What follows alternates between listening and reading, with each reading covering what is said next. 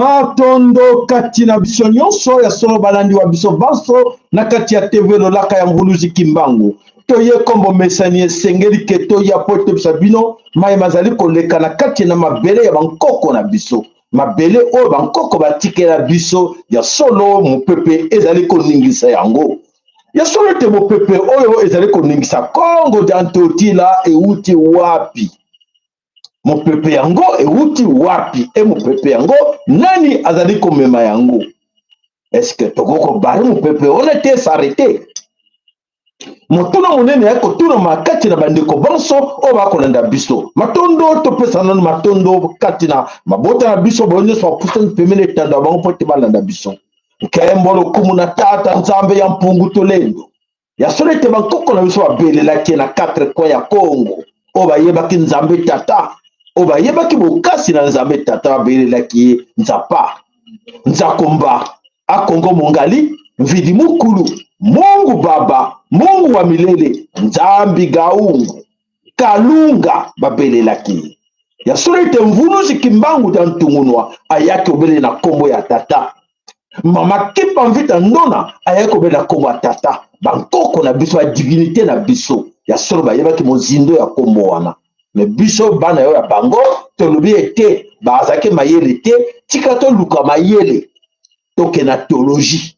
Toluka ndenge nini toyekola liloba na nzambe na kati na Bible. Toluka ndenge nini toyeba mundele azo penser ndenge nini mpona biso. Toluka liloba ya nzambe autrement. Bandeko tokomi ba recherche bato akomi koluka liloba ya koluka ndenge nini nzambe ateyaki, nzambe alobaki, ndenge nini esengeli tobelela tata. Tokei na mboka mopaya, tokei pa ya bapaya koluka ko nzambe.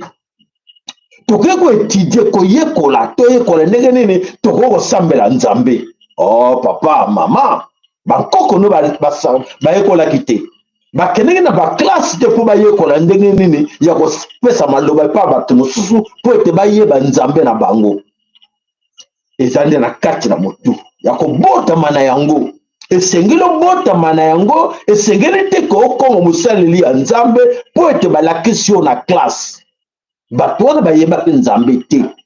Bapaya wana nyonso oyo bayekela biso théologie banini babiloko tu babiloko tu bakende koliyekola ezali ya lokuta. Ezalika mpo bakanga biso otage na ndenge tozala sous commandement na bango. Mais esili tokomi na ntango ya verso. Dans la version, et que j'en simate, mon tata, mon tata capable de non, on arrête là. Il faut reprendre. Non, non, non, non, non, non. Moto moko a quoi arrêter en go. Exactement mon peuple. Oh, ils allaient koyer la biso. Katina Congo dans tout là. Matondo katina bino na ba like na bino. Matondo katina ba care na bino. Tola posa na ngo poete. Ya on ne protège ka mission la biso. Ya on toujours le ba tout le temps ba neko. Tout la kidi bate. To chaka ba care, to chaka ba like. Et ko matsanga ma pekate. Et ko comme sanga na mbongo te. Mais ils allaient poete protéger mission poete. Ba fina biso bouton te poete. To kate mission. Et l'embisaka quand même. Matondo kati na bino boye ba comprendre nzambe ape akumisama kati na biso. Alors bandeko no divinité donc le la bino ba nkoko na biso ba lobi ba sengi na bino bo bangate ba mama bandeko boyoka ba no divinité ba nkoko na biso nzambe oya Congo alobi bo banga eloko moko te. Bokanga maboko te bolala bapongia ba bébé te mais alobi bobanga eloko moko te. Alobeli bana yelonga. Alobi na tshekati na makolo na bino ba sapatu. Na tshekati na makolo na bino ba sapatu oyo ko permettre bino botambola. Botambola bonyata oyo nyonso ya moke bonyati to pe ale bo écraser yango bo pusha yango mopanzi. Ba sapatu wana eza ko protéger bino na monguna. Na pesi bino mwinda na maboko mwinda wana ekongelisa nzela oyo esika bokotambola na sengi na bino bobanga moto te wana maloba eye. Alors basengi na biso nini mololo oyo ezali kobetama na zamba.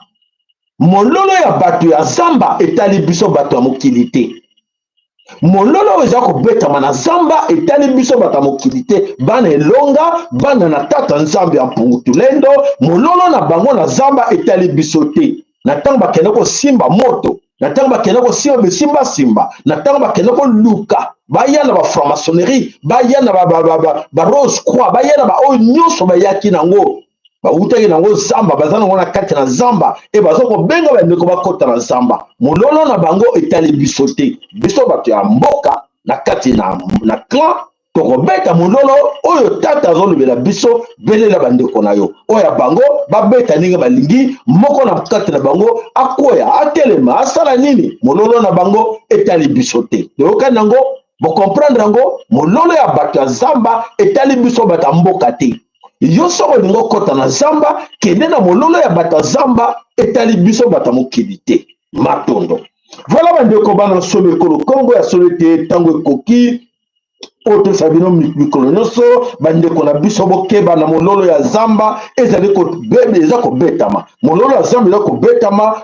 keba okoya na libulu na kati na mololo ya kobetama na zamba ekosa na libulu bakozwa molimo na yo bakozwa ame na yo ame na yo ezobeta mololo bakobeta po ete barekipere ba ame na bino yo yoki ngai yebisa ndeko tokomi na ntango eleko yango oyo bana posa bamilimo na bino ba ame na bino po bango balula basacrifice bango bakomi kosala basacrifice yango bakomona toyebisa bino ke mololo eza kobetama na zamba keba okokwea okokoma sacrifice bakozwa ame na yo boza komona mikolo oyo ndenge nini engindi bakomi bakosala baaccident bakomi kocreye baaccident bakomi koboma batu bakomi kosacrifie batu po ete ntango na bango balingaka mingi sacrifice mololo na bango keba okokwea na kati okoma sacrifice na bango keba ndeko na ngai kokota na mololo ya bato ya zamba te alors bandeko bana somo ekolo kongo ya solo te tolobisi bino nakanisi makambo eza koningana na kati na ekolo kongo alors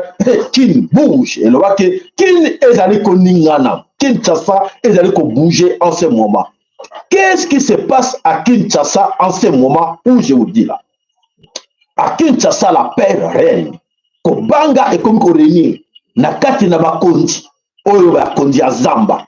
Kobanga ekomi koréunir na kati na bango Fachi alobi moya la su pongi zate pongi akolala lisusu te alors azali koyeba aza koluka wapi mupepe oya oyo eza koningisa mokili mupepe akoningisa Congo Fachi aza koluka ye bango ekowutela kote nini alors mupepe akoningisa mboka ekoningisa mokili ebani koya ebani kosaproche bayebisi na bamasa na eke keba mupepe eza koya ntango mupepe eza koya yo zala pre o kanga mupepe wana tata nani na kati na biso na kati na bino oyo akokanga mupepe nani oyo akokanga mupepe na biso bino ke na tata nzambe ya mpungu tolendo biloko oyo eza na pouvoir na ye ezali 4 mupepe eza na 4 moto ya na kati mai ya na kati mabele ya na kati mabele ntango olingi baluka papa yo kopekisa nzambe ke abalisa mabele na ye rien etango mupepe ezali koya yoko olobaka te nzambe tata mupepe oyo ezwanga te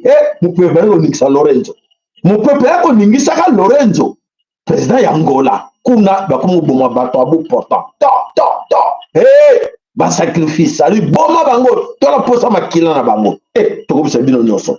Alors mes chers amis, qu'est-ce qui se passe na Kinshasa aujourd'hui? Je vous dis circulation ezali perturbée na kati ya Kinshasa sur la route poids lourd na kati ya poids lourd kuna balobi muta ningana te muta bouger te contrôle ba soda batandami ba policier batandami oya la police ba soldat oya FARDC batandami contrôle la kosakana te na kati ya poids lourd balobi accès à fleuve ezali sous-sauté balobi lelo accès na fleuve balobi moto moko apusa na pembeni na fleuve Congo lisusu te. Bon, qu'est-ce qui se passe? Qu'est-ce qui arrive? Alors bandeko kobanga bozo kobanga nini? Nous on se pose des questions. Fachi a peur de quoi ou de qui? Tout ça koyeba te. Et voilà mes chers amis, kobanga ezongi na kana bango. Tebisa bino ke o beta toro yo gangster. Nani oya kopekisanga Félix Tshilombo? Po ete na boma bato nani akopekisa nga Félix nga na décider nga garant soki na bina boma bato na kamanda na bomi bango soki ba bina boma bato na o mboka ngo nini Goma na bomi ba jeune botemi na bomi bino ebongo tata yo nde oza moto makasi yo ozobanga nini yo nde moto bomaka yo moto oza na permis ya koboma na kati ekolo Congo permis ya koboma est entre tes mains. Eh bien, monsieur, vieux Mekameka, tu as perdu qui? Parce que vous avez permis, yo moko, permis à koboma, permis à sacrifier bateau, permis à koboma ba Congolais nzala, permis à détruire Congo, permis à sala ba sacrifice na Congo. Alors, tu as perdu quoi ndeko nanga papa Chilombo? Chilombo wetu, oza kobanga nini? Alors, ndeko voilà la père et kotilolo na kati ya famille ya Chilombo ezali ya kosakana te. Alors, Chilombo alobi makambo ya koningana, il faut remanier le gouvernement. Le nouveau gouvernement na kati ya Chilombo alobi ke gouvernement ya sika ezakoya abaneko sa bango bobanga te ekoya toyebi te moto na moto azala pre na pere la. Donc balobi nini makelele yoyoka makelele eza koleka na zamba, makelele eza koleka na zamba. En ce moment mokonzi ya zamba Tarzan la jungle, dans la jungle zamba eza jungle. Voilà makambo na bango sa molili na butu zamba.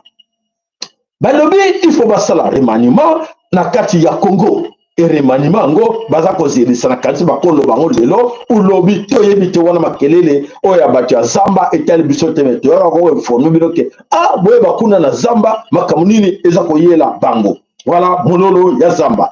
Et la solution pour la bango va penser que la solution est de changer le gouvernement. Quel gouvernement? Le gouvernement d'union nationale. Le gouvernement Oyo et Sengeli que Baklos va se retrouver. Il faut aller chercher des grands professeurs d'université. Oyo bazana poto, aux États-Unis, au Canada, en Australie. Oyo Yabaluba. Il faut que Yabango soit quitté na Congo. Ah bon? Et comme il y a oui. Il faut te remanier, te chabatasika. Ah bon?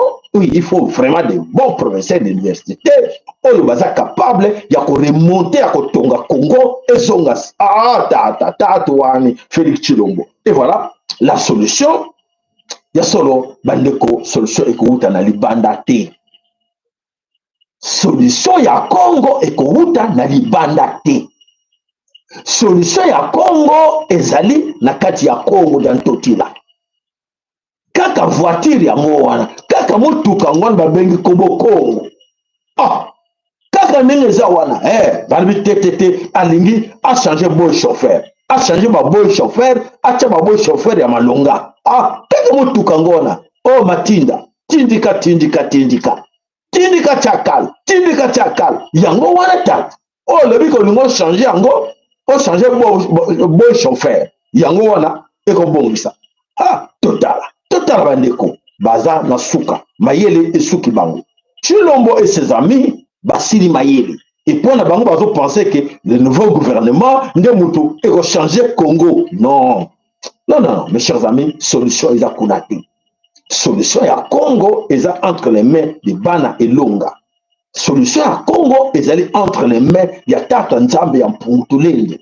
Solution ya Congo ezali na maboko ya bankoko ya Congo. Oyo bino bo négligea, oyo kele ko zo merta, oyo kele ko zo éliminer ba formation, oyo kele ko comme ça bana ba PD, oyo kele ko sala nyonso makambo ya zamba, boyela ngona Congo dans totila.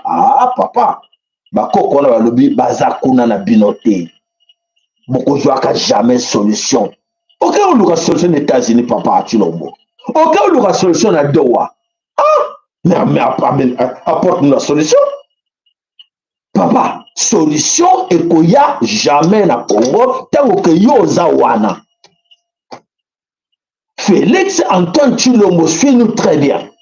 Tant qu'à la tête de ce pays-là, il y a un homme qui s'appelle Félix Antoine Chilombo, qui a signé des pactes, qui a fait des sacrifices de sang, qui a trahi le Congo dans Totila, qui a trahi Mama Congo. Jamais. Zéro. 0 sur 0. Et ça, le col à le bon. Nazana, 0. Nous l'avons multiplié par 1000. 0 multiplié par 1000, on peut à combien? 0 multiplié par 100 millions, et on peut à combien? 0. 0 multiplié par 0. 0 et on tique à la caca 0. Multiplié par autant de ministres, et on tique à la caca 0 parce que Félix Yemo a représenté 0. Nous avons multiplié par autant, et on peut à caca 0. Vous avez bien compris? Vous comprenez, les gars? Donc, viens meka, au ça rien. conseil au péché que ne banili oyoka kité. To le belé que l'époque on est à 5 ans passé. Na mandat na le boso to lobi keba. E ko yela yo ne bisaki bino bandeko maloba na ngai inganga. Maloba na ngai inganga parti azo tsa mutu makasa kantika ko réussir mais a ko réussir loko moko te parce que kanda ya nzambe nzo frapper ye. Kanda ya bankoke ko frapper ye. Po asali mabe mingi bakoko ya Congo baza na kanda oyo ba sacrifice ya bana na bango ya makila na bango sacré oyo ale abomisi oyo apesi banguna tala kuna zo la solution kuna ke ko sacrifier encore bandeko na biso na kamanda plus de 50 égorgé avec qui avec son accord avec qui avec le fils de Museveni ozomona bandeko baza ko comprendre te parce qu'il a donné le feu vert na fils ya Museveni allez kende di boma bango ah bon boma bango ouais allez abeli ko massacrer bango na ba muso azaki na veiller na bango l'église allez kata bango mitu bakila isopani ba sacrifice abongo papa mabele oyo bikita Kongo na totila eza mabele ya Nzambe tata oyo zo ko boma bana na ye makila na ye ah Chilombo okoluka ngai Chilombo retient ça okoluka ngai papa sayala moto na ngai ya madu ya Saint-Jos ah soki na yokelaki ye tana landi bato bambruye ngai olande bo bambruye yo soko yokelaki ngai na tango wana et maintenant c'est trop tard.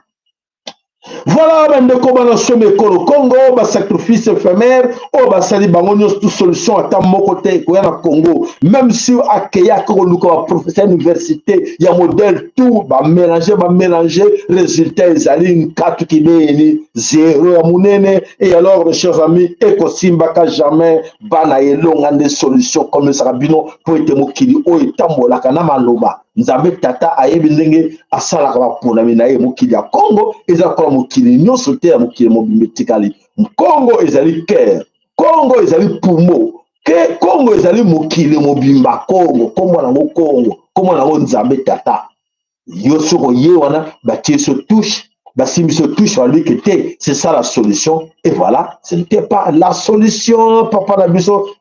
Chilombo wetu, ce n'était pas la solution. Alors, mes chers amis, bandeko bana some kolo Congo, ya solo ke tozali ko kende na wapi na makambo nyonso ezali ko leka na kati na mabele ekolo Congo. Alors, balbi kuna procès, le procès du siècle, le procès de qui de Constant Mutamba. Constant Mutamba, procès de Bolimbisi. Constant Mutamba, procès na ye, e bandaki, e bandiko ningisa. Il y a des noms qui tombent. Il y a des noms, ils ont impliqué la kati na procès, il y a Mutamba, ba kombo ya banani. Alors, bandeko télé bino information, dans le besoin de kerne bino, ba like na bino. Alors, toke wapi to landa procès, ya Mutamba, et loko nini, ezali ko leka kuna na kati na tribunal kuna na kati na mabele kolo Congo eloko makamongo ezoleka ndenge nini po ete balobi bazali kosambisa nani bazali kosambisa Constant Mutamba po ete balobi ke asalaki détournement ya 19 millions de dollars. Et ces 19 millions de dollars wana toyoka sango na Congo bayiba ba millions de millions basambisa bato wana te.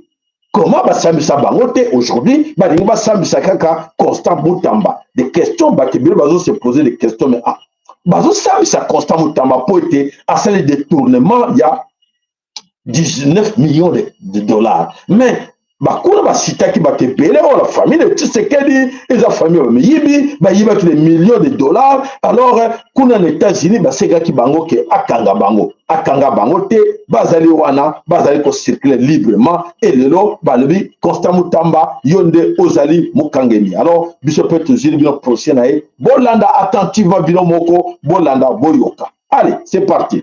Monsieur le Président, le prévenu tient à faire comparaître Madame Judith Souminois, la première ministre de la République.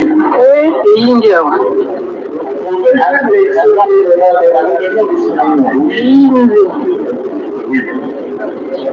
Et pour les autres noms, nous ferons suivre sur Il va ouvrir sa présence de la République. Comme Kamalobaki, on joue à une maman qui n'a pas fait du tout.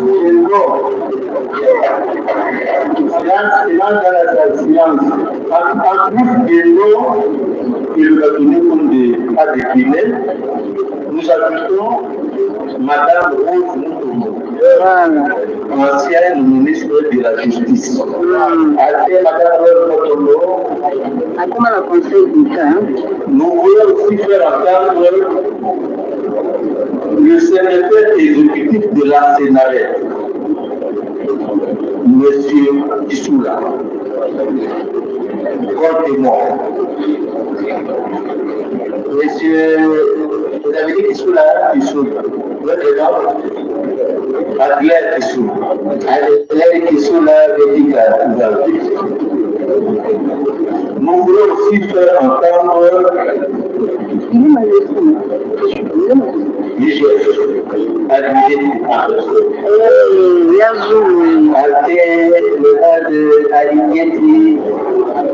Prochaine audience de la Somme. Nous avons commencé dès qu'on termine aussi. Oui, oui. Vous avez une mauvaise impression quand il est décidé de vous chasser à la fin de l'audience.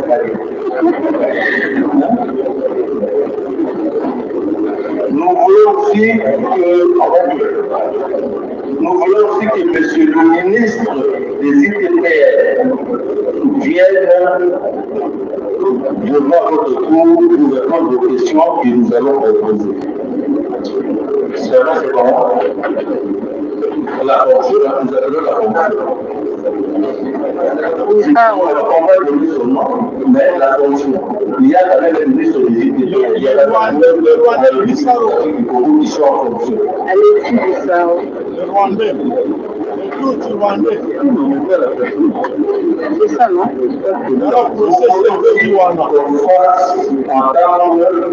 Le chef du département génie civil, faculté polytechnique de Kinshasa, le professeur Tito Indaya. Chef du département de génie civil, faculté polytechnique de l'université de Kinshasa. Voilà. Voilà bandeko bana some ekolo Congo ezali ya koyinda na kati na tribunal na kati na Congo ya solo bakombo ebani kositame pona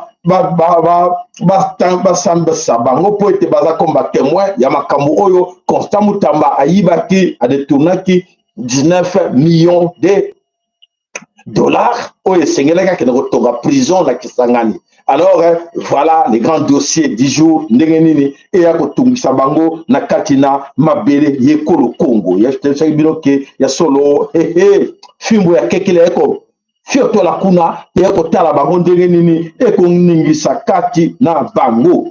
Alors bandeko bana some kolo Congo Constant Mutamba procès na ye ba ministre nyonso bazali impliqué na détournement ya mbongo wana un par un vont être justifiés, ils vont se justifier na o nyonso ezali koleka na kati na tribunal. Alors voilà aujourd'hui na kati na kolo Congo tisabino ke ya solo ba procès au salama mais dans la kati ya jungle. Na kati ya jungle pour votre information que il y a beaucoup de choses qui se passent dans Congo boye va quitter. Est-ce que vous avez formé bilan? Vous que Félix, jusqu'à présent, Fati, Félix Antoine Tshilombo, protège tous les biens de Hippolyte Kanambe. Vous êtes au courant que selon ma dit na bango, Félix a obligé, il a signé des accords, il ne peut pas toucher aux biens de Hippolyte Kanambe alias Joseph Kabila. Vous êtes au courant, Nango, et je vous apprends. Alors vraiment, il y a des choses qui se passent dans le cadre du Congo, la vérité comme tout le monde attend, il y a version, la vérité nous c'est vrai qu'on m'a polélé. Félix a touché, bien, il y a Hippolyte Kanambe. Félix a touché l'armée, la défense. Félix a touché à côté. Donc, Ezali propriétaire, il y a Hippolyte Kanambe, c'est lui qui doit mettre ou dégager généraux mingi oyo ye atikaki, voire même des gardes-corps oyo bazalaki na Félix Tshilombo bonomona mingi lokola moka mokusa azalaki wana ya mu turbulent wana azalaki moto ya Hippolyte Kanambe Félix akoki kobouge ete. Alors voilà mes chers amis, aujourd'hui bien lokola ba supermarket oyo ya bozomona ba magasin ebele eza wana na Kinshasa ba supermarché ya ba shopping wana biloko ya minene eza biloko nyonso ya Kabila na mwana na ye ya mwasi biloko wana eza ya Kabila. Donc Félix akoko toucher yango te, donc il faut esengela ye kutu a protéger yango eza lokola lega ezali eloko ya Félix ya Hippolyte Kanambe. Félix aza obligé ya ko protéger yango lokola Vodacom ezali ya ba sud africain mais muta représentaka yango na Congo ezali Jeannette Kanambe yende azali eza ba bien na bango. Félix ne peut pas toucher à ça. Donc biloko mingi ezoleka na kati ya ekolo Congo boyebaki te mais biso tobanda koinforme bino parce que toza na ere ya verso. La vérité est là, il faut kobibisaka bino ba vérité nyonso polele. Alors bandeko bana somo ekolo Congo tokei wapi tokei na kati na oyo ezali koyela biso na kati na mabele ya ekolo Congo po ete bandeko ebele bazali koyeba te oyo tobelelaki l'histoire se répète. Histoire auto-vivaki na kati na ekolo Congo avec des libérateurs.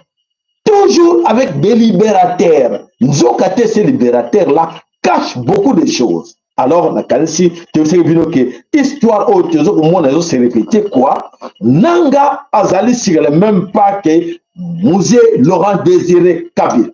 Donc, Nanga va pas à Zakolanda, n'est pas le titre que AFC égale à AFDEL. AFDEL ezali AFC bis. Ezali ko continuer. Et loko nini ezali ko bombama na kati wana pour les ignorants, on va y éviter parce qu'ils suivent parce qu'ils ont besoin ya Rolanda kaka pour besoin des opportunistes et c'est la banque sur ma poste ministérielle. Alors, mes chers amis, vous retombez dans le piège. On va dire qu'on a bien tomber na AFDEL. Suivez-moi très bien. Aujourd'hui, bandeko bana somme ekolo Congo finalité ya AFDEL ezali ndenge Hippolyte ndenge Musée Laurent Désiré Kabila aksukaki nango ndenge pe nanga akosuka na yango. Alors nanga aujourd'hui ayebi ke makambo nyonso eza koleka na kati na ekolo Congo bameki baza komeka Félix aza komeka na kote ne Fati akomeka na kote na ye nanga pas omeka kote na ye pona ke ba distraire biso mais na nyonso wana échec sur échec résultat moko bakozwa te po ete batouche esika batushaka te tata sa telemi to comme na era verso moto akocontinue kodrible moninga aza te lelo ekomi vérité polele alors batuti baza kocontinue kodistraire biso na ndenge bayelaki biso AFDEL et lelo ndenge bazwa na M23 na AFC. Donc ezali même scénario, même stratégie à batuti. Alors bandeko baza ko se prêter pour ba kota na kati na biloko wana na tirer encore plus attention na bino boke ba bandeko na ngai boko na piège à batuti wana te. Biloko wana nyonso ce que vous vivez qui en te na prendre bino ke ezali ka l'histoire qui se répète oyo makamuya AFDEL de la biso AFDEL ya on peut bailler biso AFC. On AFDEL AFC. Donc, ils allaient eloko moko, même stratégie, même complot, ils ont continué, touti, après, kosa, na Congo. Voilà, mes chers amis, il y a un autre qui a solo, le vieux Meka a perdu beaucoup de temps. Le vieux Meka qui essaye de mentir les Congolais, ça va Congolais pour savoir que non, à prêt pour à sauver le Congo, à défendre le Congo. Mes chers amis, Togo expliquez bien. Qu'est-ce que nous allons vous expliquer aujourd'hui, Landa?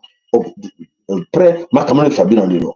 Félix, qui a perdu son temps d'aller chercher les accords avec les Américains, c'est déjà peine perdue. Les Américains ont dit niet. Les Américains, il y a la vérité mingi. Parce que Donald Trump a connu précipitamment à penser qu'il y a quitté que conseiller n'a eu au cause qui mingi un problème des États-Unis. Conseiller au cause qui Donald Trump est corrompu par l'empire Imatouti et le régime de Félix Antoine Tshilombo. Pour Nanini, Bakotsa, Amérique na katali solo wana, comme elengi et ba congolais baza comme baza mi complexé devant ba américain ba komona ke te eza masolo ba américain to banga nzoka te ezala ke stratégie oyo ya ba tuti ba utilisaki ba conseiller oyo tout autour ya Donald Trump. Alors qu'est-ce qui s'est passé après? Donald Trump a vendu dans ma conseiller naïe. À lui mais je comprends été. Regarde maintenant je suis malade. À cause de qui? À cause de cette histoire-là du Congo, de Sud-Afrique, tout ça. Mais il commence à comprendre que il y a Congo. Ce n'est pas le problème de l'Afrique du Sud, mais c'est le problème du Congo. Oyo a comme une malédiction, il a tombé malade. Alors, à côté de ma profondeur, pourquoi vous me mêlez dans cette histoire-là du Congo? Alors, venez avec la cartographie totale. Expliquez-moi au Congo. Où se trouve ce Congo? Ah ben non, il y a ma position à Congo. Bano l'accès à la carte. Il y a quand que le Congo est en Amérique du Sud. Babité est en Amérique du Sud, est en Afrique centrale. Présentez-moi d'ici la carte, l'accès. Regarde Congo. Ah, bon. Et l'Angolais, ah bon? Okay. Quand on parle de ces gens-là, les M23, tout ça, ils sont où? À présenter Bango, non? Ils sont dans Rwanda. Ce sont les habitants du Rwanda. M23, Bango va envahir le Congo. Mais montrez-moi ce Rwanda là, la carte. L'air va montrer Rwanda la carte. Que non, c'est ces petits points-là qui menacent ces grands-là.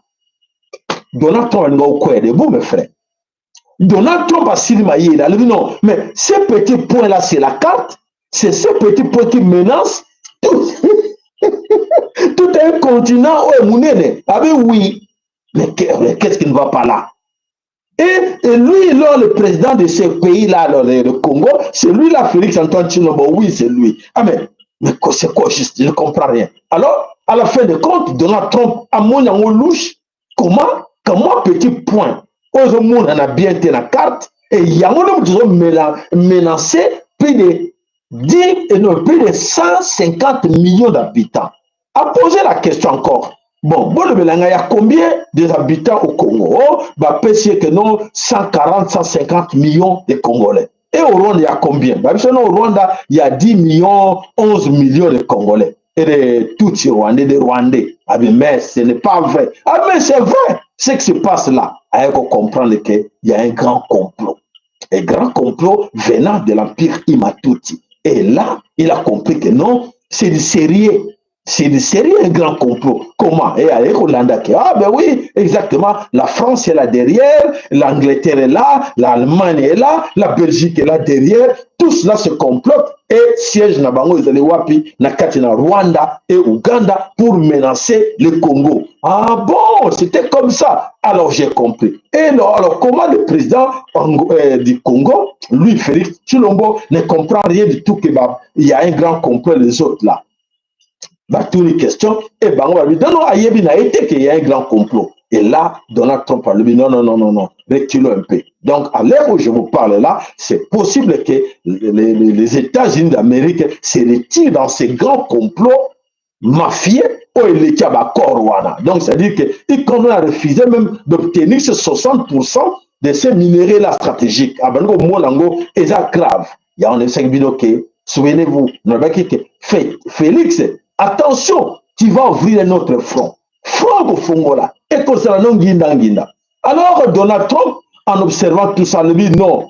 Avec tout ce qui s'est passé dans la carte d'Ukraine, comment ils ont perdu des militaires américains dans la carte d'Ukraine, à Baniko Bang, non, c'est mieux se retirer parce que je vois que ça sent très mal la Mbokawana. Comme Yemo Azadi a menacé, a senti qu'il tournait très mal avec ses militaires. Voilà, et le Konini et le Kiwana, Nakati Nabilo Kwana tout. Et aujourd'hui, vient Meka Oyo, Ayokata rien. Aujourd'hui, il a peur. Il a peur de quoi? Il a peur de tout ce qu'il a fait du mal au Congo. Donc, alors, Bande Konangai, tout ce temps qu'il a perdu, Félix, le temps qu'il a perdu, il y a un piège, il y a tout pour te manipuler. Mais s'il était vraiment malin, il allait commencer par quoi? Depuis tout ce temps qu'il était au pouvoir. Voilà comment cet homme a été distrait par les Tutsi rwandais.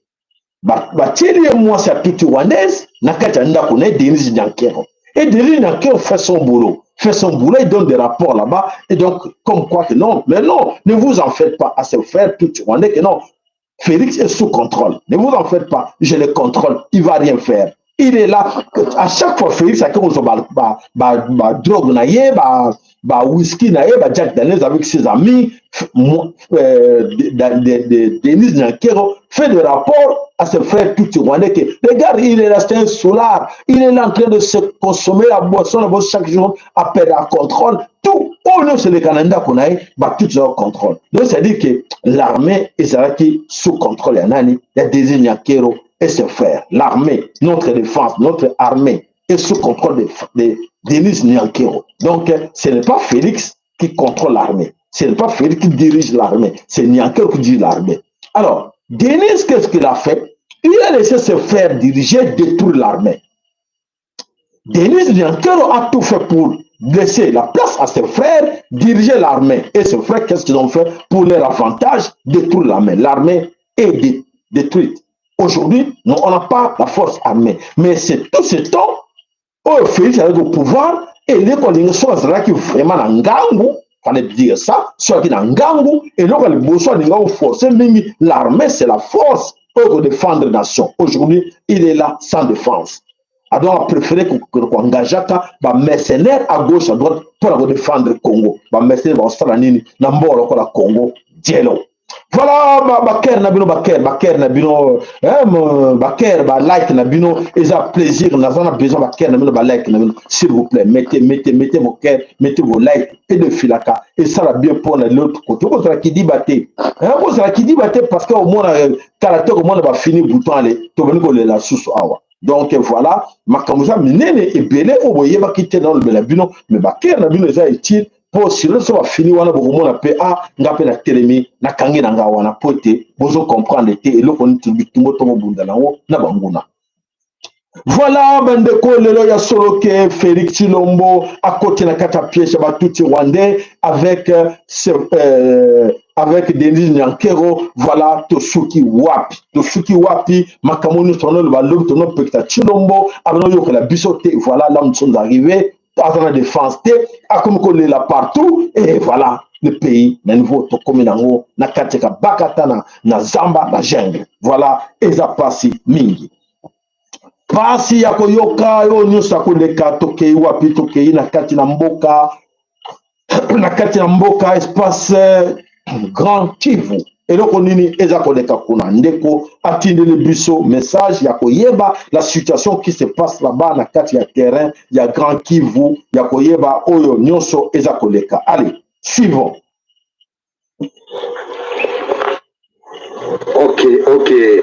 Hapa bananiita mtetezi wa wanyonge Kambale Kabuno Mirembe Matekere. Kisha ninataka kuwaarifu, kuwafundisha mambo ambayo wale Watutsi Wanyarwanda ambao wako wanatupangia sisi Wakongomani. Sasa wale ambao hawajui, wale wajinga ambao wako wanaungana na hao Wanyarwanda, hao Watutsi, hao wa M23, wale Wakongomani wenye wiko naungana nao, hawajui mambo ambayo wale Watutsi Wanyarwanda wa M23 wanatupangia. Na mambo yenyewe ni hayo. Ninayasoma kwa Kifaransa kwani dokima iliandikiwa kwa Kifaransa. Ndiyo, yule ambaye anasikia Kifaransa atasikia ile dokima kama inasema nini. Asante. Tufatane kwa makini. Il va parler en français, il va lire ce document en français. Top secret. Procédure de la guerre de conquête de Bahima au Congo, Zaïre. L'équation de cette guerre est très compliquée car la procédure est longue, mais il faut ouvrir les yeux des Congolais ex-Zaïre. La décision de Tutsi, les Hima, pour régner à jamais au Kivu et instaurer l'empire Hima à court, moyen et long terme. 2. Programme de langage. 1. Exclure les no-Tutsi, les remplacer par les Banyamulenge. Enseigner les mots Hima à tous. les militaires et aux populations congolaises. 3. Avenir. Dans l'avenir, on parlera de Hima, plus de Tutsi ou Banyamulenge pour l'Empire Hima, supporté par les États-Unis d'Amérique. 4. Programme. 1. Exterminer tous les Hutus vivant au Congo, à commencer par les réfugiés Hutus que les Tutsis appellent Adoui, l'ennemi des siècles passés, présents et à venir. 2. Exterminer tous les militaires des forces armées congolaises, FAC, surtout les officiers et techniciens de guerre. 3.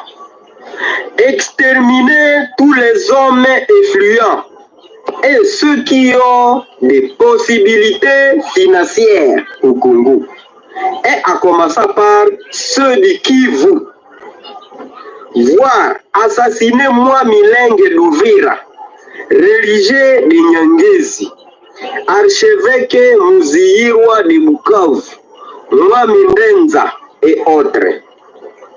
4.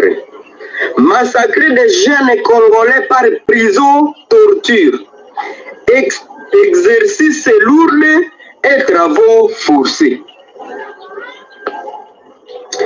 5. Exterminer les autorités coutumières et locales pour affaiblir les pour coutumiers et les guérisseurs traditionnels. 6. Décomposer l'armée congolaise et diminuer l'effectif.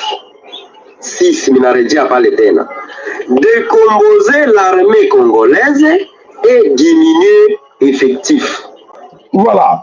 Mes chers amis, alors en écoutant message de Kouakotanga en français, na kanti vous comprenez en français, comprenons, il faut attendre ndenge à mon élit. Alors, moi j'ai compris. Donc, ça veut dire que sur le plan de Tutsi, aujourd'hui, c'est connu de tout le monde. Le plan de Tutsi, c'est ce qui se passe aujourd'hui, plan d'extermination des banques. Na commanda et partout. C'est vrai que ils respecter cahier de charge na bango. Cahier de charge à Empire Imatuti. Ils sont entrés tous au Congo au même moment avec des Congolais, mais ils ont des cahiers de charges différents. Donc, c'est-à-dire que les Tutsis ont leur cahier de charges et les Congolais ont leur cahier de charges. Alors, les Congolais, baza accompagné par des Tutsis. Mais les Tutsis, baza ont exécuté les Congolais pour baza la cahier de charges qu'il faut exterminer les Congolais. Il faut exterminer les jeunes. Mais tant que les mêmes jeunes, les mêmes les Congolais, au bazar à côté à le AFC ou M23, bazar comme mona, mais bakangi minoko parce que pour la bango, ils allaient job na bango parce que c'est la bango va accompagner Batouana, bana besoin que poste na bango, bana besoin que ba contredire Batouana na mission na bango, au bazar pour ça là, na kati le Congo. Voilà, makambo ils allaient koleka na kati na mabele Congo, ya solo ndeko ya komona ke makambo nyonso tolobaki lobi yango eza kosalama et le plan oya extermination ya bandeko na biso ba na Congo ezali ko continuer na 4 coins ya Congo. Et le gouvernement central a gagné le monoko à l'habité wana italiété yeka gouvernement au moment où bandeko baza ko la bandeko tozo ko la bandeko na biso na Kamanda. Et de l'autre côté, na Kinshasa, même besoin de distraction, sous remaniement. Qu'est-ce que ces remaniements-là est quoi apporter dans les Congolais au Bazako Koufana na 4 Congo? Donc, le gouvernement a Félix, voilà, et qu'on changer et l'autre côté na 4 Congo pour être ailleurs assez à Brada, assez à Teka déjà. Côté wana nyonso na maboko batuti. Donc, batuti bazoko exécuter, masala oyo, baziyela ki na 4 Congo avec l'autorisation de Félix Antoine Tshilombo. Je pense que vous comprenez très bien. Voilà, bandeko bana somme kolo Congo, ya solité makamboza koleka kuna, nebise bino na espace Grand Nord. Na espace Grand Nord na kat na côté Ituri, Beni, kuna ezali au Pesimba Mbouabou. Nebise bino ce qui s'est passé na kati na mboka Kamanda na kati na mboka Kamanda ya solo plan ya extermination ezali ko continuer plan extermination de Bantu o ezali en marche déjà même l'ONU oyo basali constat que depuis le 9 juillet oyo bakomona que la société civile agriculteurs banani bakufi déjà plus de 169 civils tués par les Oyo Batoya M23 na AFC 169 Oyo babomi depuis quand de billes juillet plus ou moins 20 jours donc depuis le 9 juillet le 30 déjà 169 civils Oyo ba massacré na kati na Boka na territoire Rutshuru na kati na Nord Kivu donc gouvernement central a émis rapport Oyo Nyonso Oyo ezali ko circuler alors toujours dans l'espace à Grand Nord, na Grand Nord, le fils de Museveni déclare quoi? Le fils de Museveni, le général, na kanisi obo monaki, ne lili oto pesek bito tindek bino photo ya mwana ya Museveni, o azo seme terreur na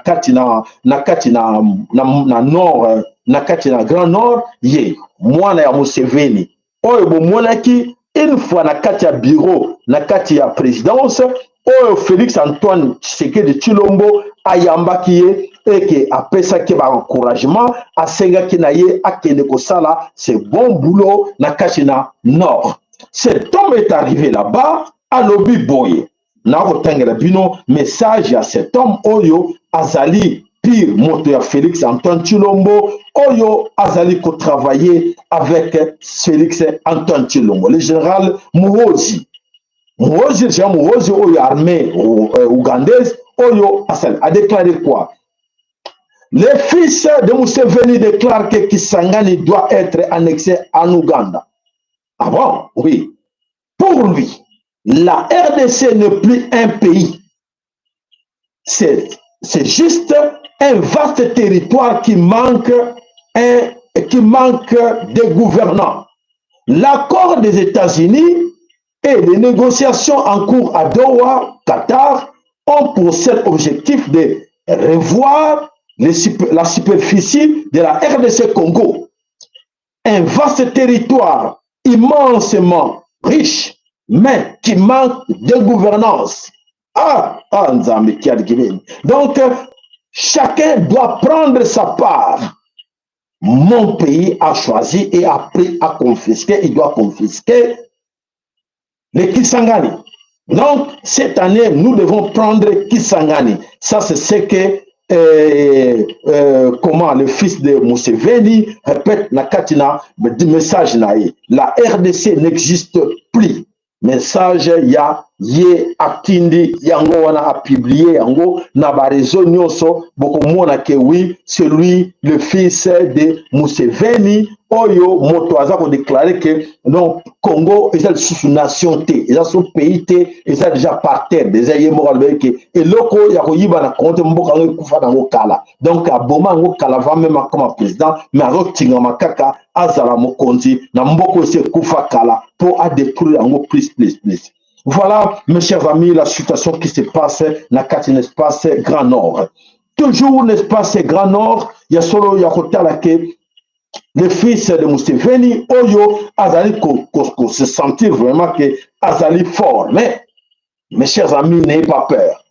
Bobangate, n'ayez pas encore qu'on a vu sur les bandes de l'émission, que Bobangate, Bakope, sa biso ba sapato, Bakope, sa biso mwinda. Oyo collection nzela ba sapato oyo permettre biso taba nzubu ezana nzela toko écraser yango toko beta sabo mabanga nyonso ba biso bakana nzela bankoko balaki biso yango bino bana longa boyoka et alors comme balaki biso yango toza sûr que bankoko baza kosala parce que baza en colère aujourd'hui na oyo nyonso eza koleka ce qui est bon on sent maintenant que y a solo mes frères bandeko na biso les gens les maï bravo. Je tiens vraiment à encourager à féliciter les Maï. Qu'est-ce qui s'est passé, Michel? Qu'est-ce qui se passe aujourd'hui, n'est-ce pas, c'est Grand Kivu? N'est-ce pas, Grand Kivu? Conscience et bien qu'on travaille. Conscience à ban na biso et bien qu'on a biso, on va Maï, on va canter que Félix était trop sûr de lui. Na stratégie ya kinango ya ba wazalendo, na ba ya rad, ya ba identification. Akanisa ko affaiblir bango, ako neutraliser bango, ako contrôler bango. Malheur en lui. Malheur en lui, malheur à Bitanquira, malheur à William Yakotumba. Bravo aux Maïmaï qui sont dans le sud Kivu comme dans le nord Kivu. Bravo, bravo. En tout cas, je tiens à vous féliciter, mes frères, amis qui sont là-dedans. Qu'est-ce qui se passe là-bas? La conscience collective commence à fonctionner. Et cette conscience collective fonctionne maintenant entre les Ouazan, entre les Maïmaï. Balobi baza en colère. Les Maïmaï sont en colère à propos du message Oyo, le général Oyo Mwana ya Nani ya Museveni Atindi. Bango balobi bon, avant rêvé ou quoi? Et alors maintenant nous allons nous en occuper de lui. Donc va décider, va s'en occuper du fils de Museveni. Malgré Félix a persécuté confiance, et voilà, maintenant ils ont compris que Félix est complice, c'est un grand traître.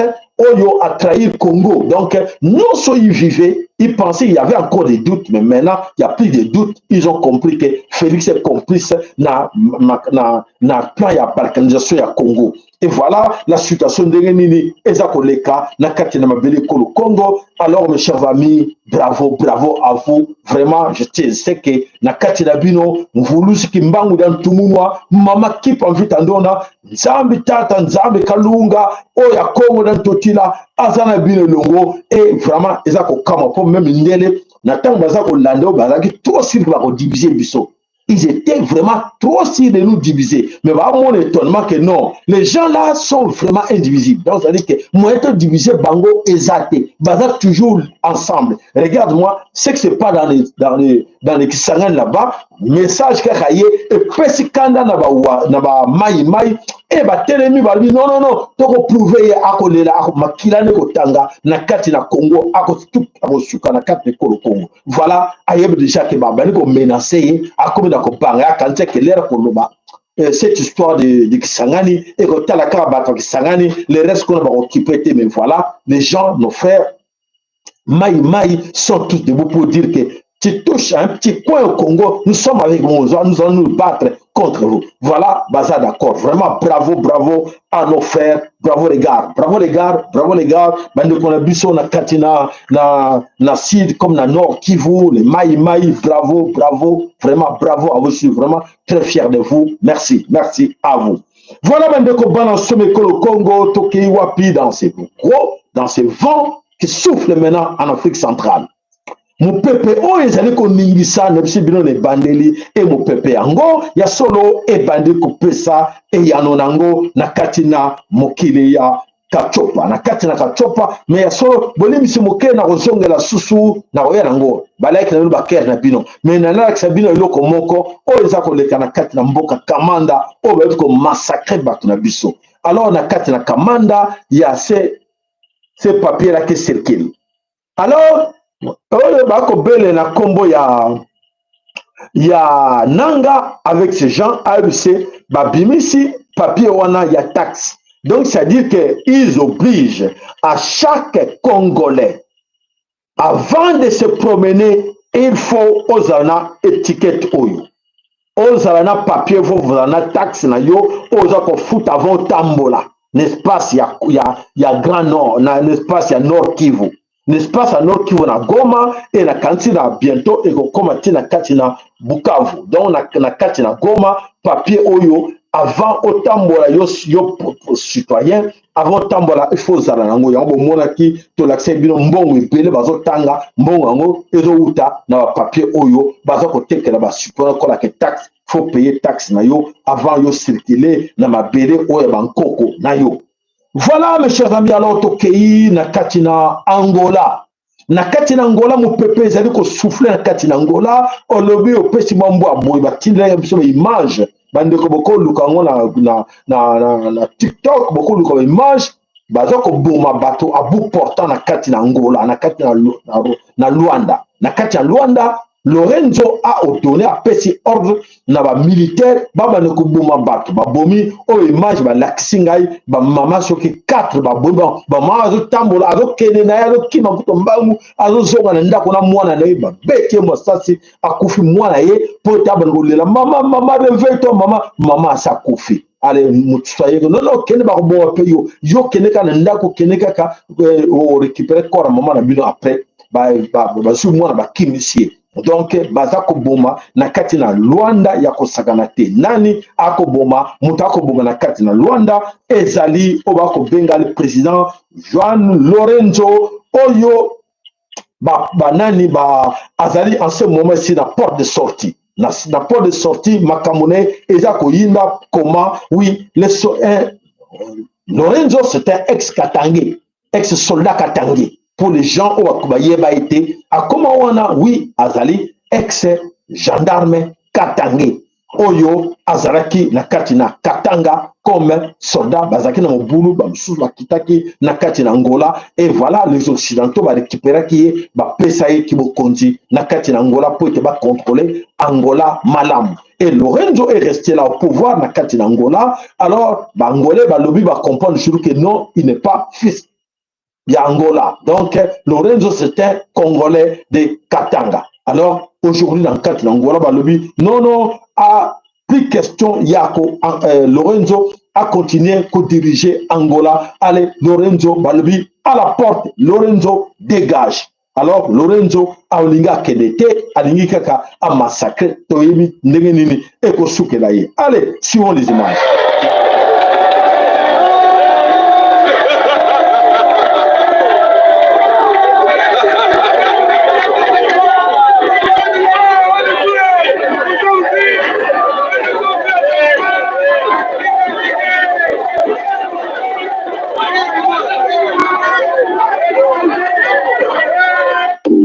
Voilà Lorenzo à la porte. Lorenzo précieux Koti Makasi et Bango Bandekoba Komiwana. Bye bye Lorenzo, président d'Angola et Kinshasa. Azali komona déjà que oeza koyela ye toi komona ke mupepe wana oye souffle na katina Angola oeza koningisa Angola. Dans ce moment là Félix a peur de ses vents et Félix a lobby a bloqué tout à lobby mupepe wana na boy ya koningisa ngai. Est-ce que mutavo kanga mupepe? Alors les jeunes de Kinshasa, c'est à vous maintenant de comprendre que il est temps de vous de se libérer. Il faut se libérer dans tout ce qu'on vous fait du mal. Se libérer dans occupation, tous sont là dans la Kinshasa et protégés par Félix et Antoine Tshilombo. Qu'est-ce qu'il faut faire? Il faut se débarrasser de tout ce monde. Il faut se débarrasser de l'Union côté Congo, le plus pauvre dans la Afrique. Le pays le plus pauvre aujourd'hui dans le monde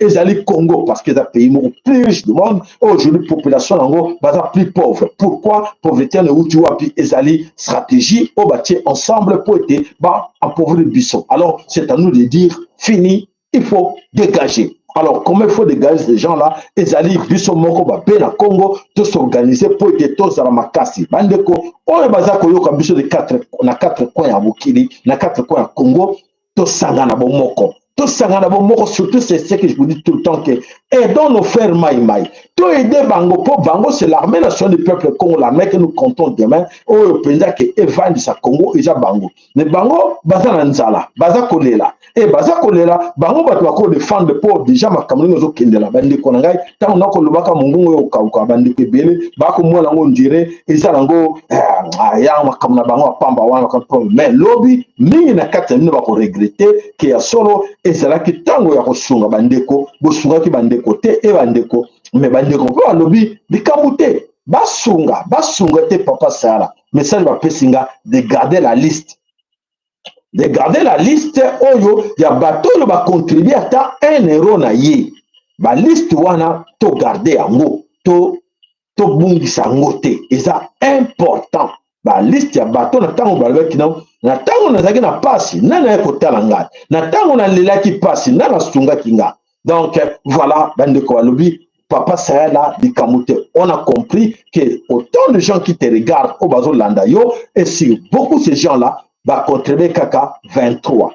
Ceux auxquels il y a comme 24 ou 25. donc bato bacontribue kaka 25 mais tomonaka na chaîne bato bazalaka ebele oyo baza kotala en direct même mais bato wana baza wapi balingi kosala balingi kosunga Congo te likambo te papa sala yo osalaki mosala na yo balandaka tout ce que je dis là bazolanda biso balandaki tozwaki 660 dollars euros oyo ekendaki le reste bandeko mosusu bakanga na bango maboko baboyi kosunga likambo te boboyi na bino kosunga ekosala mpe eloko te me bandeko bayebi ke non bango mpe bakotika te parce que soki bino molimo wana eyeke bodécourage bango balobi likambo te bakodécourage biso mpe te toza na elikya tokolibere Congo toza kobunda mpo na beleko Congo bakodécourage mpe biso te voilà message esengeli nalobela bino oyo bandeko balobi.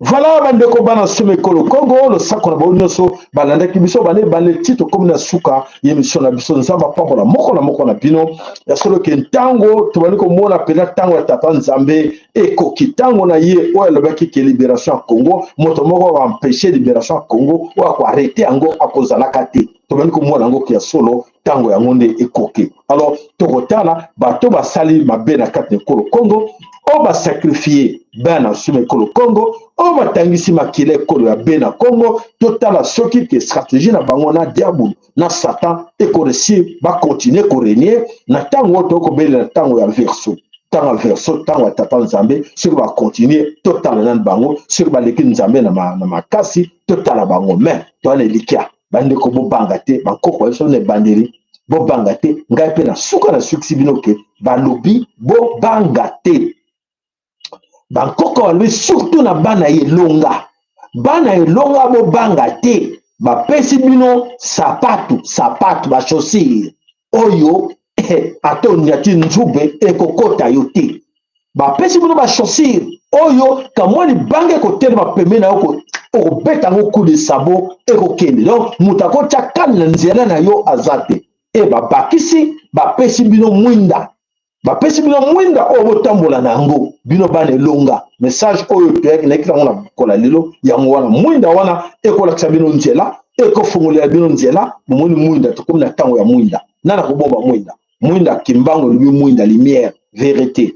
Alors tokomi mpe na ntango yango ntango ya verso ntango ya vérité ntango ya mwinda oyo akompeshe yango éclairé nani moto te. Alors bobanga te et na répété encore une fois makelele oyo eza kobetama na kati ya zamba etali bino bana elonga te etali bino te oyo baponami oyo bana ya na tata Nzambe bana mvulusi mbango ya ntungunwa makelele na bango ya zamba kokota yango te etali yo te bango na bango bakolukaka makelele na bango baarrange donc oyo bakosala ce gouvernement du siècle ce gouvernement ya royaume ya Nzambe ce gouvernement ya nini bakosala etali yo te etali biso te ezali makelele na bango mololo na bango ya zamba etali biso te po ete bayebi déjà basi basali mbeba basali eza irréparable mbeba basali na mabele kolo Congo bankoko nyonso ya Congo me bankoko ya Kasai bankoko ya 4 ko ya Congo bana kanda na biso bino déjà baza na kanda ya kosakana te na oyo nyonso esalami na Congo surtout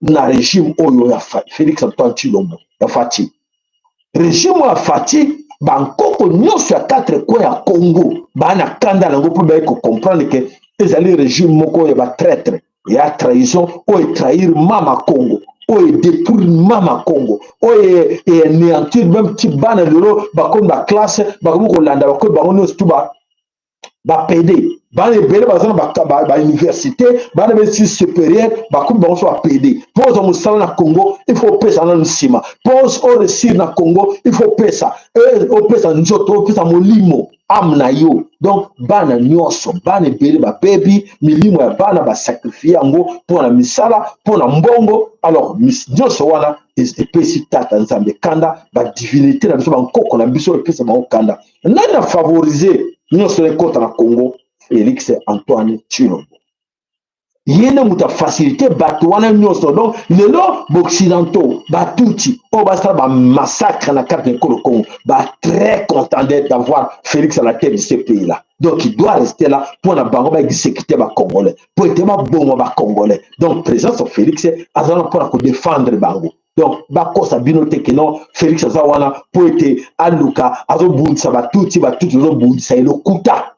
Mes frères, mes pasteurs, mes sœurs, ne connaissent que bazo kosa bino. Jamais Félix Tshisekedi Tshilombo Azawana pour na intérêt à Congo. Te yasal likida tout ye azo accompagner ka bango atike la bango nyonso atike la bango ya balkanisation à Congo et alors bango ba zoyer ba ke ko bombe sur na Dubaï sur na Allemagne sur wapi et puis c'est tout. Mais Nzambe tata oya kendaki o Vulus Kimbangu dans Tungunwa oya kendaki tin Allemagne ko libérer roi ya ba Belge Maria Saraki nini alongwaki na molimo akei a juillet et bon Félix et bon yo Tshilombo Kimbangu dans Tungunwa akendaki tiko joyer na Allemagne et sika ba Allemand bakanga ki ba nazi bakanga ki roi belge mutakenda ko bimise kuna ezalaki nani azoki avion te azoki hélicoptère te mais ba Allemand bazaki na protection bande ko bolanda bien ba Allemand bazaki na bakata na protection ya ba policier ba militaire o ba tchaki na prison wana pona ko kengela roi belge mais ba Allemand ne ba yoki que roi belge abimi ba comprenate. Et bon, monsieur Félix Antoine Tshilombo, dis-moi, yondo kokima wapi? Po bateau zo boma, bateau zo sacrifié, baza bana ya Vulus Kimbangu dans Tungunwa. Et yo bomi bana na ye, o bomi mabele na ye, o détruit tout. Yo lobi ke te na kokima na ngai na Dubai, na kokima na ngai na Allemagne, na kokima na ngai na Suisse, na kokima na ngai na Canada, bakelo boma nga parce que ba promettre nga ba kopesa nga asile politique na kelo boma na mboka na bango. Oh. Yango na lobeli yo. Kimbangu akendaki tchake de ko libérer, akende ko récupérer roi ba Belge sika bakangaki ye.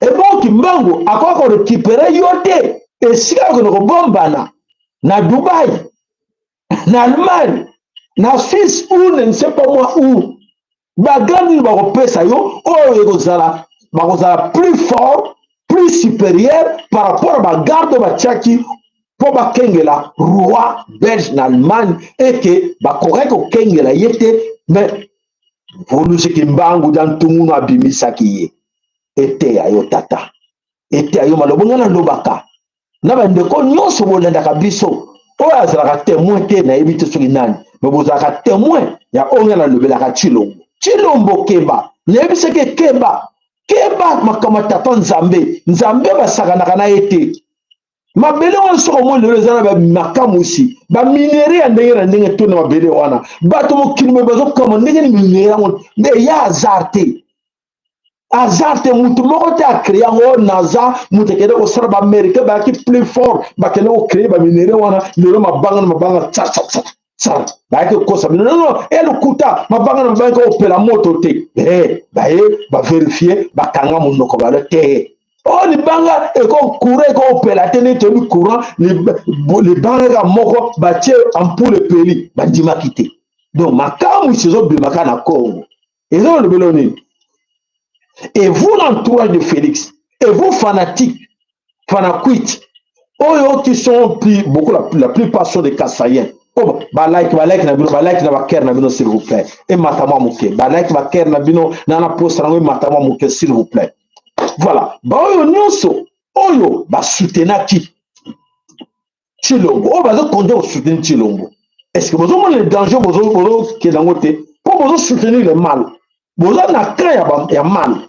Et que mal au Tshilombo sali à trahison, il y a Congo dans tout là. Donc, bien vous soutenir yango. Vous êtes avec eux, dans le cas de mal wana. Bon, sort de vous allez dire.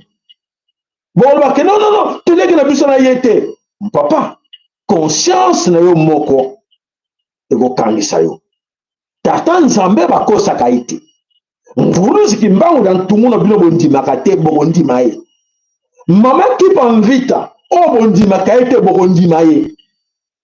No divinité bankoko ya biso o bomona bokolobela bango bandoki boko senga bolinsa te te botika biso le kara botika mama Congo o bozo bake akufa na ye te e mama ngo abila sa kufa na ye sa pola na ye eloko ni toko kenene wapi tokena mama na bino ngo wapi asa kufa na ekala. Ah bon? Akufa na yo kangami kana mama ngo. Yo kanga te mama te ngala ningena za deuxième mandat. Mais akufa na ekala yo ke deuxième mandat ndengene. Oso boma ye. Azana puissance sur te yo bike eloko ko yibe zate yo mais bozo yiba ba millions. On va qui discours na yo eloko ko yiba na Congo exact. Je crois que Félix Tshilombo azolanda na batu na ye. Mboka oyo eloko yiba exact c'est kufa mais banda bo bandi ko détourner ko yiba. Bo yiba millions boni. Pour eloko yiba exact. Oh bo yiba za combien? Oye bozo bandi ram. Oyibi ba Congolais. Pour eloko yiba exact mais bandi ko yiba na ba Congolais. O tete comme eloko yiba exact na mboko yo ba mbongo na bino nyonso ba unité ba mega ngana yibi ona ba yiba ngo. Oyibi na bana na yo ko voami nango. Bon, ce qui wana te, au côté siko kesa l'État, et là quand il y a des détournements, 500 millions, 100, 200 millions, 1 milliard, 3 milliards, oh, et là quand il y a 1 milliard, on est où tu vois? Au tigan pe nango ke te, il faut na tricher na tika la kako au moins, si na bozo seka police kanambe ke akomi kaye mitelongo, mais na benga yo kayente.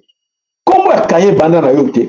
Que Félix aza kaya zo terengana bongo ni terengani akena Dubai mabe na Doha mabe akena na États-Unis mabe nzoka zo terengana biso to lobela ke ko luka yete solution ko ko uta na libanda te ya kanse ko libanda zuango kande ko na bozu bongo pesa matondo tege vraiment tata nzama pour tout le monde bankoko yo balobaka à travers papa sayala matondo la bino boko lobate bongo témoigner biso te que en tout cas bankoko yo o bazolo bila bino bane longa ya so boza bane longa pote boloba kyango pote bane longa to pekisa ki Tshilombo n'allez pas signer ces accords là to pekisa Tshilombo ake ko signer to lobe bane longa balobi retirer ces accords bon retirer ba accord wana na ye na Donald Trump bayokite na batuti abite on s'en fout de